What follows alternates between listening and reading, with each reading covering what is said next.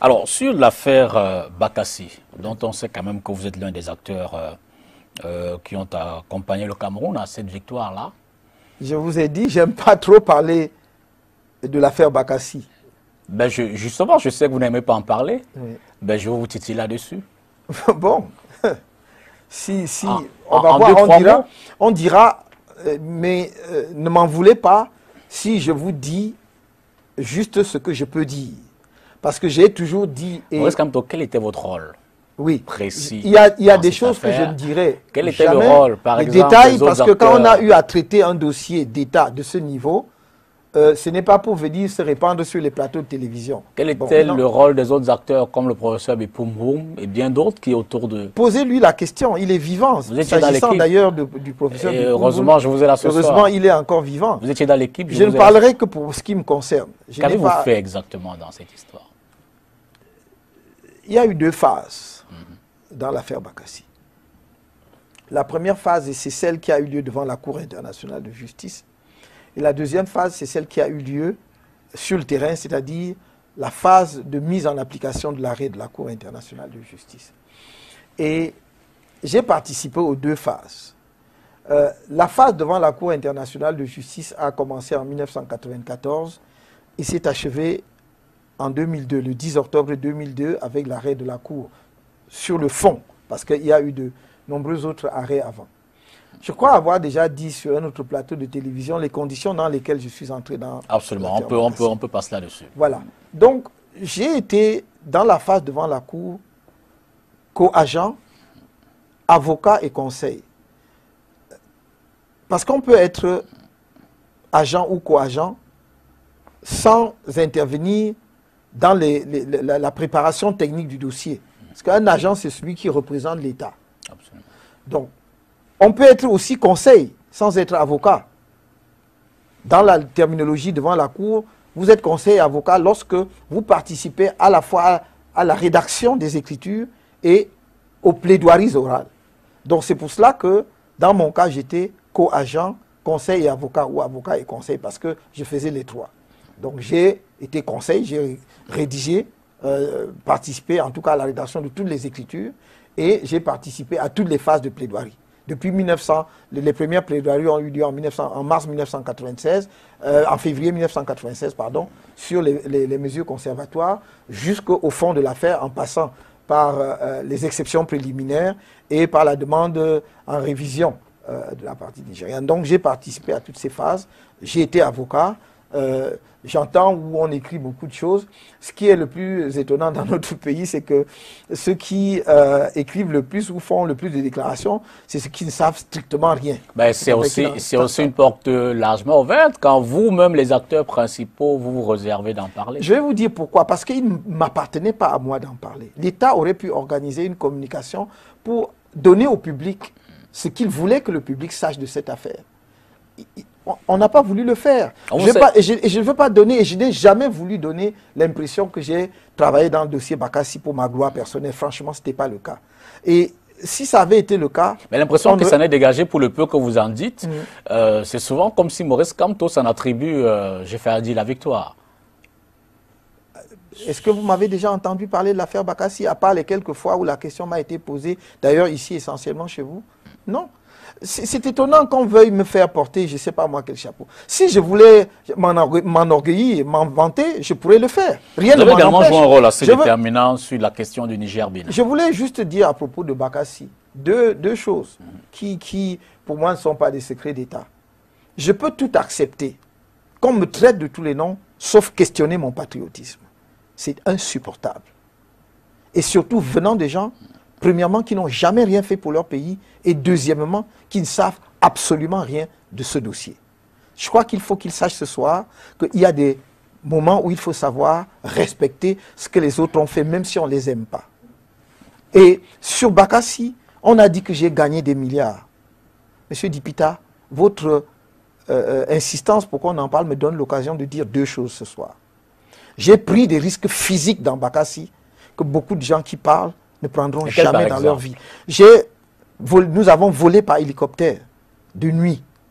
Tout le monde sait qu'après 15 heures, l'hélicoptère ne vole pas parce que l'hélicoptère ne vole pas de nuit. Pour nous poser à Manfé, de nuit, parce que nous venions d'une visite sur le terrain, où nous sommes partis très tardivement. C'était d'ailleurs plus précisément de Djabane.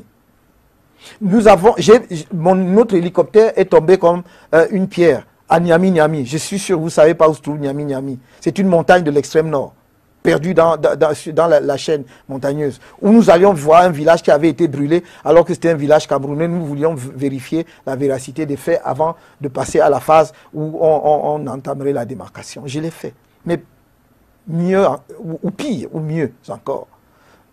Nous sommes partis de Maïdougouri, qui est la ville de l'extrême nord du Nigeria, pour Taraba State, qui est la ville qui est à la même hauteur que le nord-ouest.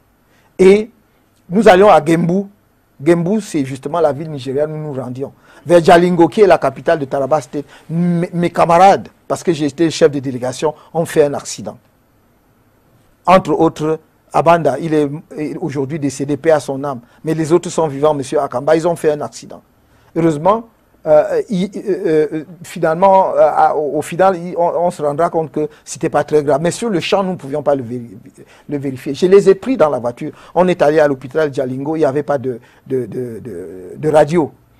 J'ai voyagé de nuit pour arriver à l'hôpital de Fumbana à 4 h du matin, pour m'assurer qu'ils étaient en bonne santé et qu'il n'y avait pas d'hémorragie interne. Mais ça, ce n'est pas le plus grave. Le plus grave, c'est le jour où nous partons du Nigeria pour rentrer au Cameroun et on nous guide sur une piste de trafiquants. La piste de trafiquants, les véhicules ne se croisent pas. Parce que c'est une piste creusée à la main. Une seule voiture peut descendre. Notre voiture était encastrée, c'était un 4x4. Nous sommes sortis à 1 h du matin pour chercher dans les villages avoisinants si on pouvait trouver une hache pour enlever les racines qui encastraient notre véhicule. Quand nous sommes arrivés vers Sabongari, les populations étaient époustouflées, abasourdies parce que trouver des citoyens, j'allais dire presque normaux, dans de telles régions, c'était inhabituel.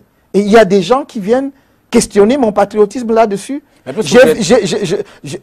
On pouvait se noyer combien de fois Est-ce que vous êtes remonté après ces gens, Maurice Kamto? Non, je ne suis pas remonté. C'est peut-être l'occasion de leur dire ce que ça vous a rapporté aussi ce soir. Qu'est-ce que ça vous a rapporté? Très bien, monsieur Dipita, merci.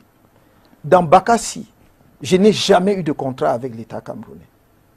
L'État vous a-t-il désintéressé d'une quelconque manière? Déjà, attendez, pourquoi vous posez une question importante et vous me donnez l'impression que vous ne voulez pas que... Je voudrais expliquer clairement aux Camerounais ce qui s'est passé. Parce que ça revient un peu trop souvent. Et justement, les gens veulent diminuer, j'allais dire, la part de contribution que j'ai pu faire au service de mon pays, pour ma patrie dans Bakassi, en disant que je me suis enrichi dans Bakassi. Permettez donc que j'éclaircisse ce point.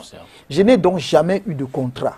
Parce que quand on vous dit que j'ai gagné, j'avais un contrat de 500 millions, on vous parle même de Brain Trust. À ce moment, quand j'ai démarré l'affaire Bakassi, le Brain Trust n'existait même pas. Et quand vous dites que j'ai eu un contrat rémunéré 500 millions de francs par an, avec un bonus à la fin de 5 milliards, c'est quand même... Nous sommes devenu quoi dans ce pays? Je n'avais pas de contrat. Je n'avais même pas une lettre formelle écrite qui me disait, voilà, on vous confie le dossier Bakassi. Ça s'est fait au téléphone. Je vous ai expliqué, en tout cas j'ai expliqué aux Camerounais que je suis entré dans le dossier Bakassi par un coup de téléphone du ministre d'État, Ferdinand Oyono, ministre des Affaires étrangères. J'étais à l'amphithéâtre à Douala en train de donner un cours. Le doyen de la faculté m'a appelé en disant, on vous appelle de Yaoundé. J'ai pris le téléphone et c'était le ministre d'État au bout du téléphone. Et il m'a dit, je voudrais vous voir. Et je lui ai dit, je peux être là vendredi. Il a dit, je vous attends. Vendredi, je m'y suis rendu et il m'a demandé si je voulais prendre en charge le dossier à la demande du président de la République, ce que j'ai fait. Monsieur Dipita, pendant tout le temps que j'ai travaillé dans Bakassi, nous étions traités comme des fonctionnaires camerounais lorsqu'ils se rendent en mission. Donc si nous allions au Nigeria, on calculait nos frais de mission comme des fonctionnaires camerounais qui vont en mission au Nigeria. Si nous allions à Paris ou à La Haye, on calculait nos frais de mission, chacun sur son grade, comme on le fait dans la fonction publique. Si vous êtes fonctionnaire de catégorie indistinct, on calcule vos frais de mission sur cette base. C'est connu. Et je le dis ici aujourd'hui, parce qu'à un moment donné, il faut que la vérité soit connue des Camerounais. Et donc, je n'ai pas eu de rémunération particulière autre que celle que je viens de vous dire. D'où vient-il qu'on puisse dire aujourd'hui que j'ai eu, même pas des centaines de millions, mais des milliards de francs CFA? Comment des Camerounais sains d'esprit, mais je doute qu'ils le soient, peuvent-ils tenir de tels propos? D'où tirent-ils leurs chiffres? Pour faire précis, Oui. vos frais de mission, Oui, au bout de la mission, Oui. après la victoire du Cameroun, oui. tout cela a fait combien de francs CFA? Je ne peux pas cumuler, monsieur, parce que ça suppose que j'avais déjà l'idée que je calcule, je veux savoir combien j'ai gagné dans Bakassi. D'accord. On nous disait aller en mission, nous allions en mission, et on nous donnait les frais. Je peux vous dire que le seul avantage d'ailleurs qu'on avait dedans, c'était que quand le chef de délégation le voulait bien, il prenait en charge vos chambres d'hôtel. Donc au lieu d'utiliser vos frais de mission pour payer vos chambres d'hôtel, vous aviez cela. Un mot sur le rôle que vous avez joué dans l'affaire Niger-Bénin. Oui, dans l'affaire du Niger-Bénin, donc j'étais conseil du Niger, et c'était à propos de l'île de l'été. C'est une affaire vraiment qui était un point de crispation entre les deux pays depuis le lendemain de l'indépendance. Il y avait eu d'ailleurs à une certaine époque, je crois, quelques accrochages sur cette île-là. Donc c'était un enjeu politique très sensible. Et nous avons fait un remarquable travail. J'étais pas seul, j'étais partie d'une équipe donc avec deux collègues belges et un autre collègue qui est d'ailleurs du Burundi. On a fait un travail remarquable puisque le Niger a gagné l'affaire. Et vous direz comme un de vos proches que vous êtes pacificateur, réconciliateur? Je crois que on peut, si on a pensé qu'un tel qualificatif pouvait nous aller, c'est aussi probablement que la personne a bien observé ce que nous avons essayé de faire jusqu'à présent, parce que pacificateur par justement le règlement pacifique des différends. Réconciliateur parce que chaque fois que nous avons pu, nous conseillons au gouvernement pour qui nous travaillons de régler à l'amiable. C'est-à-dire que même lorsque vous avez gagné le procès, vous savez que la phase de mise en application est toujours très délicate.